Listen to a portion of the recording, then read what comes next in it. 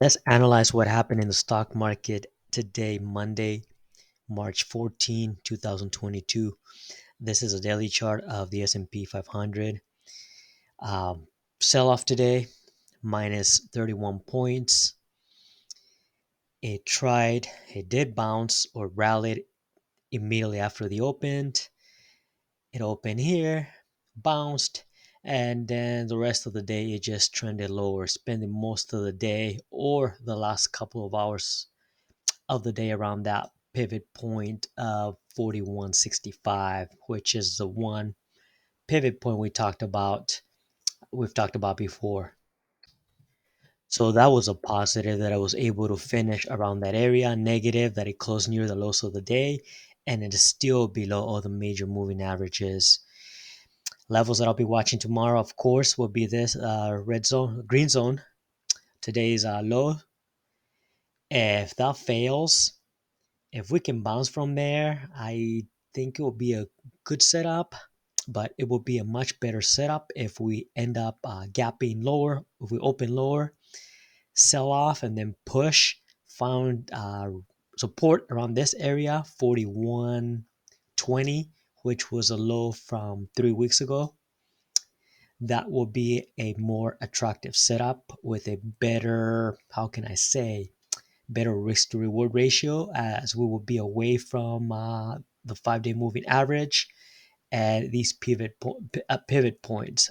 This one here, like I said, if we bounce up here, I see a pivot point here, 4220, the declining 5 day moving average and the 10 day moving average. So very strong resistance, and it will be very difficult to have a short, or I should say a very narrow stop around this area.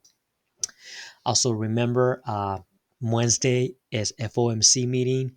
So if tomorrow we get a bounce at the end of the day, I will be hesitant to buy, as I do not want to hold going into the meeting, because you know how it is. Look after the meeting, the price action looks like this: up, down, up, and down. And so it's very difficult to predict. And if I get a very tight stop, I will get stopped out. And I don't like doing that, having a very narrow stop, getting stopped out, and then going in the direction that I anticipated. Also, the other case is when I have a very wide stop loss, and the risk to reward ratio is not really there because I have to buy a very small position. So sometimes I don't think it's worth having a smaller size for a wider stop.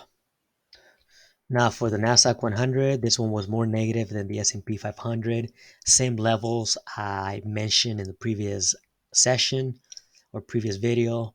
Same range, and I'm looking at this upper range up here, the lower range, and now we're actually there around I said around 13,100. So we already there. So that's a positive. We close near the lows of the day. So that's a negative. We can easily sell off tomorrow, actually open lower, but we'll see how that behaves. If we can quickly bounce uh, off the lows. If that's the case, if we end up gapping higher, I think we're going to run into very strong resistance here, and the declining 5 day moving average. However, if we push above that, if we're able to get above that, that will tell us that is a very strong bounce and might consider buying. But we'll see what happens tomorrow. Like I said, at what time it happens. If it happens at the end of the day, FOMC meeting on Wednesday, so I'll be hesitant to buy, especially if it's in the middle of this range between here and here. I would much rather buy it down here or up here once it pushes above the 10 and this pivot point up here. We'll see what happens tomorrow. Setup is looking very interesting. Very interesting. Now for the Dow Jones Industrial Average, this one versus the other indices, a little bit stronger, finding some support around the 32,800. Trading up and down the 10-day and the 5-day moving average. So relatively speaking, this one is stronger than the other indices. We know why. This one has more defensive, more conservative stocks, and that's one of the reasons why this one seems stronger than the other indices. If it dips below this level, which has been very strong support the last few sessions, that would be very negative. Positive, if it breaks above 33,600, that will push above this pivot point and above the 20-day moving average. For the Philadelphia Semiconductor Index, this one seems weaker than the other indices. Um, Still below all the major moving averages. This one's been making lower lows for the last 2 to 3 weeks. That's a low. You can draw a line also here. This one has been trading very choppy, so it's very difficult to find a good pivot point, to find support and resistance, as this was very strong resistance, this pivot point, 3150. It happened here, and then here, and then here. Now we're way below that. Therefore, I don't really see a good setup where I can't anticipate a buy setup. Now for the Russell 2000, this one is now looking good. Had been trading very tightly up here around this level, up and around this level, and around these moving averages. Let me just clear that. It broke below this pivot point. I really thought it could hold that and push higher and eventually push back above the declining 50-day moving average. I don't see that happening anytime soon. So this one was 2%, down 2% for the day. Relatively speaking,